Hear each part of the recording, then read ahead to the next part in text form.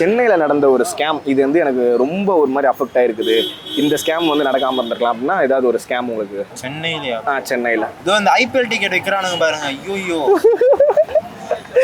True 1700 ticket மொதல் ticket ஆரம்பிக்குது, அது 1700 தான் வாங்குறானுங்க அவனுங்களும்.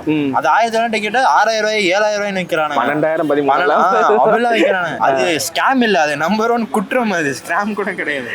அது யாரெல்லாம் விற்கிறானுங்களோ அவனுங்க பிடிச்சி ஜெயில போடணும். அவ்வளோ. ஒருத்தவங்களுக்கு நிஜமாவே டிக்கெட் தேவைப்படும், அவங்க போய் பார்க்கும்போது வேணும்னே முன்னாடி போறவங்களுக்கு அந்த ப்ரிஃபரன்ஸ் கொடுத்து டிக்கெட் வாங்கிட்டு அவங்க டிக்கெட் தேவையே படாது, அவங்க வீட்டுல உட்காந்து கூட மேட்ச் பார்ப்பாங்க. ஆனா அங்க போய் பார்க்கணும்னு நினைக்கிறவங்க அந்த வாய்ப்பு கிடைக்காது. இப்போ அதான் ஆன்லைன்லாம் இருக்குல்ல டிக்கெட்டு, அதான் இவனுங்க ஏதோ முன்னாடி பண்ணி போயிடுறானுங்க, அவங்களே புக் பண்ணி வச்சுக்கிட்டு அப்புறம் எடுத்துக்கிட்டு அப்புறம் தனியா அவனுங்க எக்ஸ்ட்ரா கியூல நின்னாலே 30,000 40,000 பின்னாடி நிக்கிறோம். அப்படியா ப்ரோ? இப்ப கூட ரீசெண்டா ஏதோ சிஎஸ்கே எஸ்ஆர்ஹெச் மேட்சுக்கு புக் பண்ணலான்னு உள்ள போறேன், இவன்ட்ட ஃபோன் பண்ணீங்கன்னா டே அது முன்னாடியே ரிலீஸ் ஆயிடுச்சுறான்றான். 10-15 தான் ரிலீஸ் ஆகுமாமா, இப்போ வந்து 10-23 ரிலீஸ் ஆகுதுன்றானுங்க. அவங்களுக்குள்ளே ஏதோ பாலிடிக்ஸ் நடக்குது.